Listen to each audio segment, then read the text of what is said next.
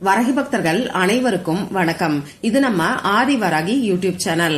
வரகி அன்னையோட அருள் பரிபூரணமா எல்லாருக்குமே கிடைக்கணும்னு மனசார பிரார்த்தனை செஞ்சுக்கிட்டு நாம இந்த பதிவை ஆரம்பிக்கலாம். நாளைக்கு நவம்பர் மாசம் 15ஆம் தேதி வெள்ளிக்கிழமை. அது மட்டும் இல்லாம ஐப்பசி மாசத்தோட பௌர்ணமி. ரொம்ப ரொம்ப அதிசக்தி வாய்ந்த நாள்னே சொல்லலாம். அடுத்த 100 வருஷம் ஆனா கூட இந்த நாள் நமக்கு திரும்பி வரவே வராது. அந்த அளவுக்கு அற்புதமான சேர்க்கை இந்த நாள்ல நமக்கு இருக்கு. இப்படிப்பட்ட சக்தி வாய்ந்த நாள்ல 6 அரிசி இருந்தாலே போதுமானது. மின்னல் வேகத்துல பணம் உங்களை தேடி நிச்சயமா வரும். இது என்ன பரிகாரம், யாரெல்லாம் செய்யலாம், எந்த நேரத்துல செய்யணும்னு இப்ப நாம தெரிஞ்சுக்கலாம்.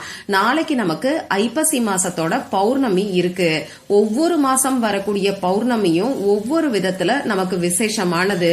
இந்த பௌர்ணமி நாள்ல பாத்தீங்கன்னா பிரபஞ்ச சக்தி அதிக அளவுல இருக்கும். இந்த மாதிரியான நாட்கள்ல நாம செய்யக்கூடிய வழிபாடுகளுக்கும் பரிகாரங்களுக்கும் பல மடங்கு நமக்கு பலன்கள் கிடைக்கும். அதுலயும் ஐப்பசி மாசத்தோட பௌர்ணமி ரொம்ப ரொம்ப விசேஷமானதுன்னே சொல்லலாம். அறிவியல் ரீதியாவும் ஆன்மீக ரீதியாவும் இந்த ஐப்பசி மாசத்தோட பௌர்ணமி நமக்கு ரொம்ப ரொம்ப சக்தி வாய்ந்த நாளா அமைஞ்சிருக்கு. ஆன்மீக ரீதியா பாத்தீங்கன்னா சந்திர பகவான் 16 கலைகளையும், அதாவது அவர் இழந்த கலைகளை சாபம் நீங்கி திரும்பி பெற்ற நாள் தான் இந்த ஐப்பசி மாசத்தோட பௌர்ணமி. அந்த வகையில ஆன்மீக ரீதியா இந்த நாள் நமக்கு ரொம்ப ரொம்ப முக்கியமான நாளா இருக்கு. அடுத்ததா அறிவியல் ரீதியா பாத்தீங்கன்னா இந்த ஐப்பசி மாசத்தோட பௌர்ணமி அன்னைக்கு பூமிக்கு ரொம்ப பக்கத்திலேயே நிலவு நமக்கு இருக்கும். இதனால நிலவோட ஒளி ரொம்ப பிரகாசமாவே இருக்கும்.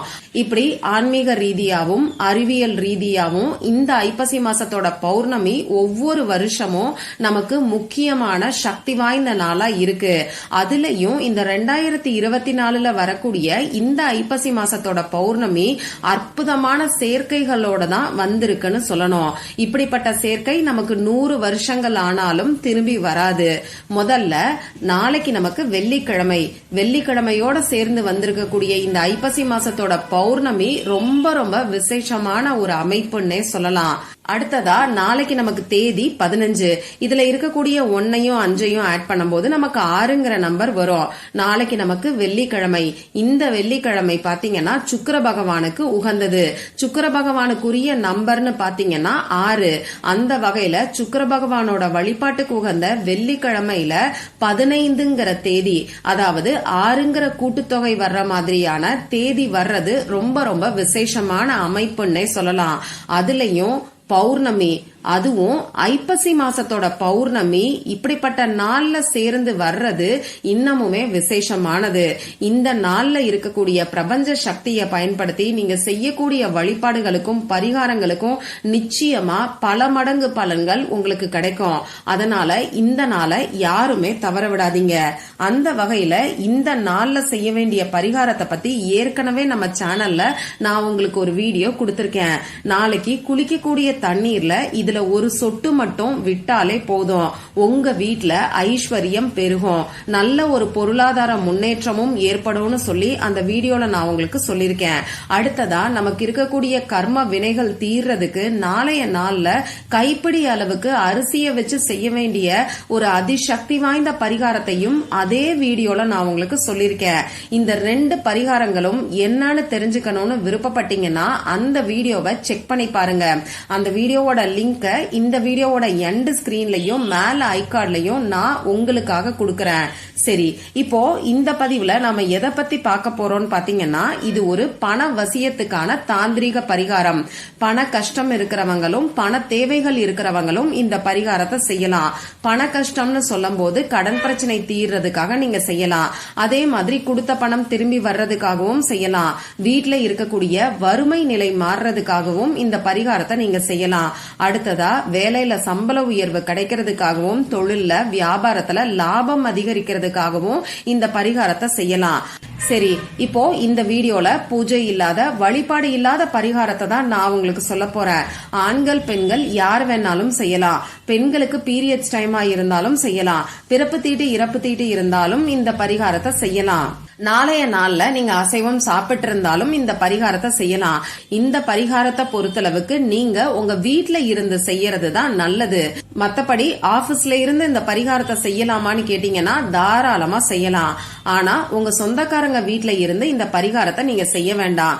இப்போ இந்த பரிகாரத்துக்கு தேவையான பொருட்கள் என்னன்னு பாத்தீங்கன்னா, நான் தம்ப்நெயில்ல கொடுத்திருக்கிற மாதிரி 6 அரிசி நமக்கு தேவைப்படும்.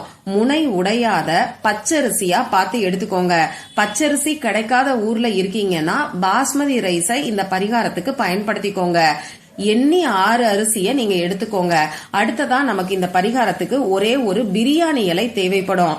இந்த பிரியாணி இலை கருப்பு புள்ளிகள் இல்லாத நல்ல நிலையில இருக்கக்கூடிய பிரியாணி இலையா பார்த்து எடுத்துக்கோங்க. இந்த பிரியாணி இலையில எழுதுறதுக்கு நமக்கு பேனா, sketch pen, marker, glitter pen இதுல ஏதாவது ஒண்ணு தேவைப்படும். ரெட் கலர்ல இங்கு வரக்கூடிய பேனாவை இந்த பரிகாரத்துக்கு நீங்க யூஸ் பண்ணிக்கோங்க. அடுத்ததா நமக்கு ஒரு பேப்பர் இந்த பரிகாரத்துக்கு தேவைப்படும். கோடு போடாத அன்ரூல்டு பேப்பரா எடுத்துக்கோங்க. அடுத்ததா பாத்தீங்கன்னா நமக்கு ஒரு காட்டன் துணி தேவைப்படும். ஒயிட் கலர்ல இருக்கக்கூடிய காட்டன் துணியை இந்த பரிகாரத்துக்கு பயன்படுத்திக்கோங்க. இவ்வளவுதான் நமக்கு தேவையான பொருட்கள். இப்ப நான் சொல்ல போற இந்த பரிகாரத்தை நாளைக்கு எந்த நேரத்துல செய்யலாம்னு பாத்தீங்கன்னா, நாளைக்கு வரக்கூடிய சுக்கிரஹோரை நேரத்துல செய்யும் போது அற்புதமான பலன்கள் நிச்சயமா உங்களுக்கு கிடைக்கும். நாளைக்கு சுக்கிரஹோரை நேரம் காலையில 6 மணில இருந்து 7 மணி வரைக்கும் இருக்கு. மத்தியானம் 1 மணில இருந்து 2 மணி வரைக்கும் இருக்கு. அதே மாதிரி நைட்டு 8 மணில இருந்து 9 மணி வரைக்கும் இந்த சுக்கிரஹோரை நேரம் இருக்கு. இப்ப நான் சொன்ன குறிப்பிட்ட நேரத்துல தேவையான பொருட்களை உங்க பக்கத்துல எடுத்து வச்சுக்கிட்டு உங்க வீட்ல அமைதியான ஒரு இடத்துல உட்கார்ந்துக்கோங்க. முதல்ல உங்க குலதெய்வத்துக்கிட்டையும், சிவபெருமான் கிட்டையும், மகாலட்சுமி தாயார் கிட்டையும் உங்களுக்கு பணவரவு அதிகரிக்கணும்னு சொல்லி பிரார்த்தனை செஞ்சுக்கோங்க. இந்த பரிகாரத்தை பொறுத்தளவுக்கு குறிப்பிட்ட ஒரு நபருக்காக மட்டும்தான் நீங்க செய்யணும். உங்களுக்காகவும் செய்யலாம், உங்க ஃபேமிலி மெம்பர்ஸ்க்காகவும் செய்யலாம். ஆனா ஒரு சமயத்துல ஒரே ஒருத்தருக்காக மட்டும்தான் செய்யணும். இப்படி பணவரவு அதிகரிக்கணும்னு பிரார்த்தனை செஞ்சதுக்கு அப்புறமா நீங்க எடுத்து வச்சிருக்கக்கூடிய பேப்பர்ல யாருக்காக இந்த பரிகாரத்தை செய்யறீங்களோ அவங்களோட முழு பெயரையும், அதாவது இனிஷியலோட சேர்த்து எழுதிக்கோங்க. அந்த பெயருக்கு கீழே அவங்க பிறந்த தேதியை எழுதிக்கோங்க. ஒரு சிலர் பிறந்த தேதி எனக்கு தெரியாதுன்னு சொல்லுவீங்க. தெரியாதவங்க பரவாயில்ல, அதை விட்டுருங்க. அதுக்கு கீழே இப்ப நான் ஸ்கிரீன்ல கொடுத்திருக்கக்கூடிய டாலர் சிம்பலை 3 முறை 3 டைம்ஸ் நீங்க வரைஞ்சுக்கோங்க. இவ்வளவுதான் நீங்க பேப்பர்ல செய்ய வேண்டியது. அடுத்ததா நீங்க எடுத்து வச்சிருக்கக்கூடிய பிரியாணி இலையில 741 இந்த ஏஞ்சல் நம்பரை எழுதிக்கோங்க. இந்த ஏஞ்சல் நம்பர் பாத்தீங்கன்னா நம்ம மேனிஃபெஸ்டேஷனை ட்ரிகர் பண்ணி கொடுக்கும். அதாவது நம்ம வேண்டுதல் உடனடியா நிறைவேறது இந்த ஏஞ்சல் நம்பர் நமக்கு உறுதுணையா இருக்கும். மின்னல் வேகத்துல நமக்கு பணத்தை ஈர்த்து கொடுக்கும். சரி, இப்ப நீங்க எடுத்து வச்சிருக்கக்கூடிய துணிய நல்லா விரிச்சு வச்சுக்கோங்க. இந்த துணியில முதல்ல நீங்க எழுதி வச்சிருக்கக்கூடிய பேப்பர், அதாவது பேர், date of birth, dollar symbol எழுதி வச்சிருக்கீங்க இல்லையா, அந்த பேப்பரை வச்சுட்டு அந்த பேப்பருக்கு மேல 6 அரிசிய போட்டு வச்சுக்கோங்க. அடுத்ததா இந்த பேப்பரோட சேர்த்து நீங்க பிரியாணி இலையில 741ங்கிற நம்பர் எழுதி இருக்கீங்க இல்லையா, அந்த நம்பரையும் வச்சு இந்த துணிய ஒரு சின்ன முடிச்சா கட்டிக்கோங்க. இந்த முடிச்ச உங்க 2 உள்ளங்கைக்கு நடுவுலையும் வச்சுக்கிட்டு திரும்பியும் ஒரு தடவை சிவபெருமான் கிட்டையும் மகாலட்சுமி தாயார் கிட்டையும் பணவரவு அதிகரிக்கணும்னு சொல்லி பிரார்த்தனை செஞ்சுக்கோங்க. எந்த ஒரு பண கஷ்டத்தையும் சொல்லி பிரார்த்தனை செய்ய வேண்டாம். இப்படி பிரார்த்தனை செஞ்சதுக்கு அப்புறமா இந்த முடிச்சை எடுத்துட்டு போயிட்டு பணம் வைக்கக்கூடிய இடத்துல பீரோல நீங்க வச்சிருங்க. அப்படி இல்லைன்னா பர்ஸ்ல, ஹேண்ட்பேக்ல இப்படி பணம் வைக்கக்கூடிய இடத்துல ஏதாவது ஒரு இடத்துல நீங்க வச்சிருங்க. இந்த முடிச்சு இருக்கக்கூடிய இடத்துல நிச்சயமா பணம் சேர்ந்துகிட்டே இருக்கும். இப்போ இந்த முடிச்சு 1 மாசம் வரைக்கும் அப்படியே இருக்கட்டும். அடுத்த மாசம் பௌர்ணமி வரும்போது இந்த முடிச்சை எடுத்து இதுல இருக்கக்கூடிய அரிசிய எறும்பு புத்து இருக்கக்கூடிய இடத்துல எறும்புகளுக்கு உணவா நீங்க வச்சிருங்க. அப்படி இல்லைன்னா ஏதாவது ஒரு மரத்துக்கடியில கூட நீங்க போட்டு விடலாம். மத்தபடி அந்த துணியோட சேர்த்து அந்த பேப்பரையும் பிரியாணி இலையையும் நீங்க கால்படாத இடத்துல, அப்படி இல்லைன்னா ஓடுகின்ற நீர்நிலைகள்ல விட்டுருங்க. இவ்வளவுதான் இந்த பரிகாரம். எல்லாருமே செய்யக்கூடிய வகையில எளிமையான ஒரு பரிகாரத்தை தான் இப்ப நான் உங்களுக்கு சொல்லியிருக்கேன். நாளைக்கு வரக்கூடிய சக்தி வாய்ந்த நாள்ல இந்த பரிகாரத்தை எந்த அளவுக்கு நம்பிக்கையோட செய்யறீங்களோ அந்த அளவுக்கு அற்புதமான மாற்றங்கள் நிச்சயமா ஏற்படும். பொருளாதாரத்துல நல்ல ஒரு முன்னேற்றம் ஏற்படும். ட்ரை பண்ணி பார்த்துட்டு மறக்காம எனக்கு ரிசல்ட்டையும் ஷேர் பண்ணுங்க. இந்த பதிவுல உங்களுக்கு ஏதாவது சந்தேகம் இருந்துச்சுன்னா எனக்கு கமெண்ட் பாக்ஸ்ல கேளுங்க. அதை நான் உங்களுக்கு உடனே தெளிவுபடுத்துறேன். இந்த பதிவு உங்களுக்கு பிடிச்சிருந்தா லைக் பண்ணிட்டு உங்க ஃப்ரெண்ட்ஸ் அண்ட் ஃபேமிலி கூட ஷேர் பண்ணுங்க. இந்த மாதிரி அந்தந்த நாளுக்கும் நேரத்துக்கும் திதிக்கும் உரிய வழிபாடுகளையும் பரிகாரங்களையும் நீங்க மிஸ் பண்ணாம தெரிஞ்சுக்கிறதுக்கு நம்ம சேனலை மறக்காம சப்ஸ்கிரைப் பண்ணிட்டு பக்கத்துல இருக்கக்கூடிய பெல் ஐகானையும் பிரஸ் பண்ணிக்கோங்க. மற்றும் ஒரு பயனுள்ள பதிவுல நாம சந்திக்கலாம். நன்றி.